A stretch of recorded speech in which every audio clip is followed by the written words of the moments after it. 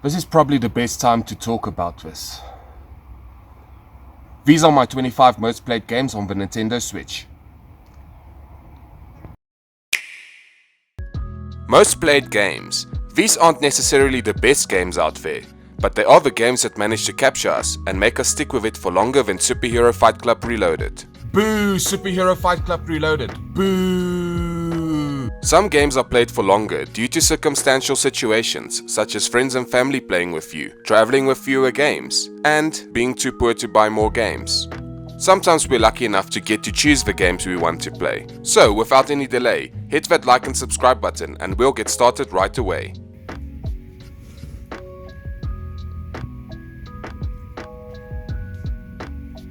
Come on, I'm waiting. At number 25 on the list is Shakedown Hawaii. Yeah.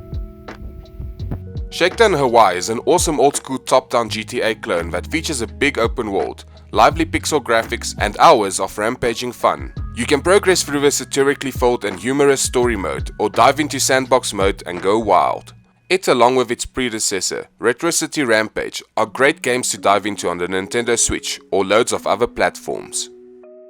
The next game on this list is Forager. Now, what can I say about this game? Forager is a fun and vibrant little game where you forage and mine for items, use those items to make new items, build up a base and conquer the map. Within time, you unlock enough resources and items to automate a lot of the processes that took up your time in the beginning of the game, leaving you with less and less to do. Overall, it is a fun little time waster that you can really get into. But to be honest, after finishing the game, I'm not so sure I'm going to be going back to it anytime soon. There is not much of a story, and once you've explored everything, there's not much left to surprise you or to discover. The processes becoming automated also makes the game feel a bit stale near the end, as there's not much left to do.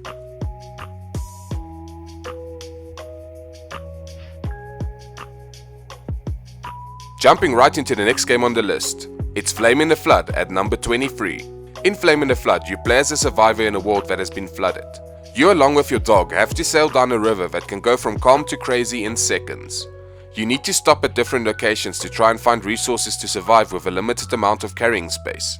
Some scenarios can be brutal, but also fun when you need to figure out a way out of a dire situation. You need to know when to fight and when to run. I never used to like roguelike games, but this was one of the games that helped change my mind on that. This game is one I go back to time and time again. At number 22, we have Death Road to Canada. Not the best game out there, but a hell of a fun one. This is another roguelike that got me more into the genre. You have to travel as a group of survivors heading to Canada, where people can find safety in a zombie apocalypse. You sometimes drive and sometimes walk. Dealing with scenarios and stopping along the way to get supplies. This is another game I come back to between bigger games for a run or two. So here we are at the number that will always be my wife's age, with Super Mario 3D All-Stars. Haha, I have it and you can't play it. Oh. I got this game a few months after it was officially discontinued because I was afraid I might not be able to find it again. And now, it is still available in some stores in my country almost a year later. Either they have too many copies or no one wants to buy them. After completing Mario Odyssey for a second time, I was looking forward to jumping into these older 3D titles for more 3D Mario fun. I never had an opportunity to play these games legally, so they just mainly passed me by. I do have Mario Galaxy 1 and 2 on the Wii, but I only got them after I got my Switch. So they've just been sitting there, alone, afraid, wondering when the light will finally shine down on their surface again. So far, I've completed Mario 64 and Mario Sunshine, and still need to fully jump into Mario Galaxy on the 3D All-Stars collection. I enjoyed both titles I've completed to certain degrees. Mario 64's camera can get frustrating at times, and I have no idea why people hate Mario Sunshine so much. I started with Galaxy, but I think I kinda felt burned out playing 3D Mario games after playing through Mario 64 and Mario Sunshine back to back, so this game should climb on the list by the next time I make this video. I do however agree with the thought that the collection is really bare minimum, and something extra, even just concept art, would have made this collection feel so much fuller. Also, where's Mario Galaxy 2? The 2D Mario game to end them all sits at number 20 on my list. The creative Mario Maker 2 offers loads of fun and an endless supply of Mario levels, as long as you're subscribed to the Nintendo Switch Online subscription. If you don't have a Nintendo Switch Online subscription, the game does leave a lot to be desired. It is still a lot of fun to try and build that perfect Mario stage, but although it brings loads of new features to the table, it still feels like it lags behind the previous entry in the series. I kinda felt disappointed with the last update to this game. This game is fun, so you better enjoy it. To be honest, I expected a little more of Mario Maker 2 after the hype of the first game. When the game was released, the online multiplayer was broken. Nintendo might have fixed it since then, but I kind of lost my hype for the game, and I haven't checked it in months. Eat your heart out, but whatever you do with the 19th game on this list, just don't starve. The original game was released in 2013 and has found its way to many different platforms over the years. It can be as tough as punching a nail into the wall with your fists at times, but it can still get addicting. I feel the fun factor is limited by it only being a roguelike, but it's still a heck of a fun game, seeing as my Switch isn't the only platform I've played it on, and I still enjoy doing a run every now and again. A very ugly looking game in docked mode, but it's still loads of fun. Ys 8, Lacrimosa of Dana, is the 8th main title in the Ys series and sits at number 18 on this list. This action RPG first released on the PS Vita and was later ported over to the Switch, which you can definitely see in the graphics. What was once a great looking game on handheld doesn't necessarily look so great on a bigger screen. Luckily you can pick up your Switch and play portably, making the game look much better on a smaller screen. It is still a great experience exploring this huge island, although I found myself rushing to finish the game closer to the end, as the story felt like it couldn't get to a conclusion. Oh well. One of my favorite Switch games on the list sits at number 17. Super Mario Odyssey is an amazing adventure platform game that definitely needs to be in every Switch owner's game library. The first time I played Mario Odyssey, I rushed through the game as I was borrowing it from a friend and didn't enjoy it much. When I eventually picked it up for myself and got to play it at a more relaxed pace, I clicked with the game and enjoyed it so much more the second time around. It is a fantastic experience that looks gorgeous on the Nintendo Switch, and I really look forward to the full follow-up to this game hopefully happening in the future. I've spent way more hours than I should have playing Kingdom New Lands, placing it on number 16 on the list. A fun strategy and resource management game that can quickly get addicting and pull you in session after session while you try and advance further in the game. You travel around on a horse developing your kingdom while trying to protect your crown from creatures that come out of a portal. You need to also try and raise enough funds to ultimately fix a boat and travel to the next island. There is a second game that has also been released that addresses most problems I've had with the first game, so see if you can maybe get that one instead if you are picking it up at full price. A charming game where you need to collect loot in dungeons in order to sell it at your shop during the day. Moonlighter stands at a solid number 15. Although the game has some flaws and leaves a few features to be desired, this game can offer a ton of fun and is a great game to pick up if you can find it on special. I feel a bit cheated paying full price just to get the base game when it first got released, as the game with the expansion pack goes on sale for cheaper than the expansion alone most of the time. F me for being an early adopter, right? The game offers a new game plus, which pumps up the difficulty and gives hours of more playtime. Another problem I do have with the game is that once you can automate your shop and let it be run by a shop assistant, the game kind of loses some of its charm. Splatting in at number 14 is Splatoon 2, probably the most fun competitive shooter on the Nintendo Switch that would be higher on this list if I didn't stay in the wild and it didn't require me to always have an online subscription. Single player is okay, but the fun in this game lies behind that online subscription. Find out more about Splatoon 2 in my 5-hour long 20 minutes video about it. Standing at number 13 is the first game I purchased on my Nintendo Switch, Dragon Quest Builders. It being the first Switch game I owned is why it's so high up on this list. Back then I had nothing else to play. Look, it is a great game, and there isn't much wrong with it. But I would much rather recommend Minecraft if you're looking for a game where you can build amazing structures and explore a vast world. If you do want to get your Dragon Quest vibes on in a Minecraft style game, rather look at Dragon Quest Builders 2, as it has way more features.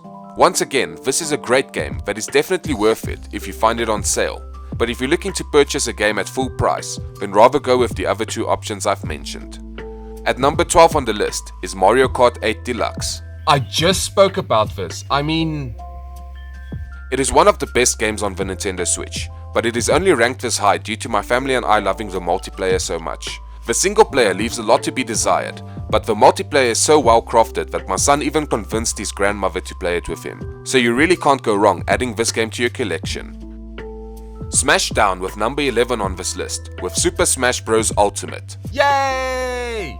Probably the most ambitious roster of playable characters from all different types of franchises, such as Mario, Animal Crossing, Fire Emblem, Final Fantasy, Fire Emblem, Sonic, Legend of Zelda, Ice Climber, Duck Hunt, Fire Emblem, Xenoblade Chronicles, Street Fighter, Tekken, Pokemon, Pikmin, Fire Emblem, Metroid, and even Minecraft. There are many other famous characters from different popular franchises, such as the Fire Emblem series. Ultimately, this is the most ultimate fighting brawler game on the Nintendo Switch, but it's easy to pick up and play, but difficult to master. It offers fun for gamers of every skill level, and is a great addition to add to your library. Brace yourself for Pokemon, starting at number 10 with Pokemon Quest. An island that is inhabited by cube-shaped Pokemon has been discovered, and you need to explore it and befriend the new Pokemon to help you on your quest. The game is free and can be addictive. I mainly played this game while my collection on my Switch was still small, and I wanted a little distraction that didn't need much attention. It also helped that I was very hyped for the next Pokemon game on the list, which is Pokemon Let's Go Pikachu. It sits at number 9 on the list, and you can hear my full thoughts on this game in its own special, unique, one-of-a-kind, never-before-seen videos. It is a fun remake of the original Pokemon Yellow game, mixed in with some elements of Pokemon Go. I have finished the game twice a few years apart, which is why it's so high up on the list. Until recently, it was the Pokemon game I would recommend on the Nintendo Switch, but as it stands, Legend Arceus. At number 8 is probably the worst game on this list, Pokemon Sword. So, why is it at number 8 if it's so terrible?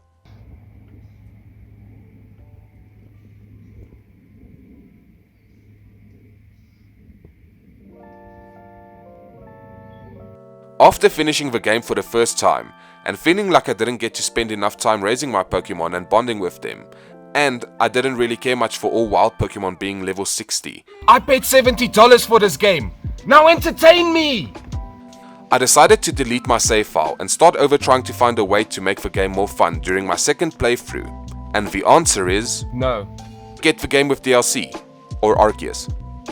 After more than 10 years, The Elder Scrolls V Skyrim is still an amazing game that offers a timeless adventure in a world that's stuffed to the brim with stories and quests. If I had more time and I haven't finished the game like 10 times before on other platforms, this game would have a lot more hours from me by now. It is at number 7 on the list, and I haven't even scratched the surface on my last playthrough. If you like action-adventure games with amazing storylines and a vast open world to explore, you should play Skyrim again. Terraria. It's the 6th game on this list, and an awesome 2D action-adventure crafting sandbox gamey thing that can keep you entertained for hours if you're tough enough and brave enough. I've heard a lot of great things about this game, and maybe you should have a look at my video and try and find it for yourself. 5th on the list is Stardew Valley, a charming farming simulator game that is a must-play. The game offers you the freedom to do what you want with a well-selected pool of limited resources. You can farm, you can mine, you can fish, and even become a lumberjack while interacting with the town folks and going through the story. The game even now offers split-screen multiplayer, so you can get cozy with a friend or family member and have a relaxing gaming session with one of the multiple farm types the game offers. Animal Crossing New Horizons creeps in at number 4 and is gaining more ground.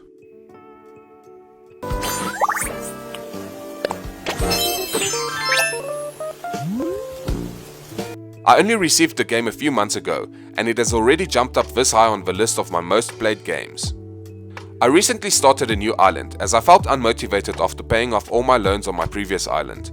If you're looking for a relaxing distraction, Animal Crossing New Horizons is a difficult game to beat in this category, and I look forward to many more hours with this game. At number 3 is The Legend of Zelda Breath of the Wild. This is one of the best games on the Nintendo Switch, especially if you also get the DLC that includes hard mode. It is the first Legend of Zelda game that I have completed, and I have completed it 2 more times since then. I'm currently busy with my 4th playthrough trying to find all the Korok seeds in hard mode, but to be honest, I haven't really played it much in over a year, but that is only due to more recent games taking up my free time. It is a game that I would love to delve back into at some point, and it is one of my favorite games of all time. Number 2 on this list is Fortnite.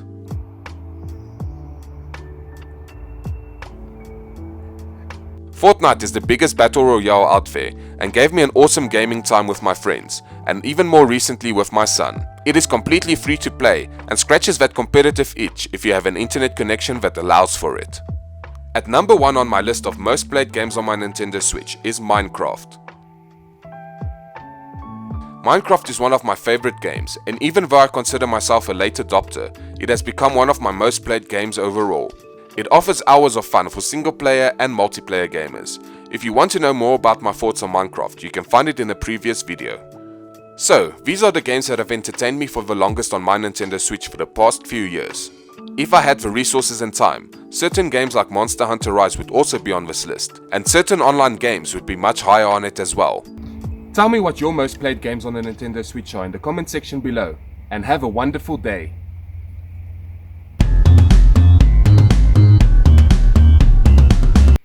If there's one thing I want you all to take home from this video today, it's that doing a 360 jump is much more difficult than it seems.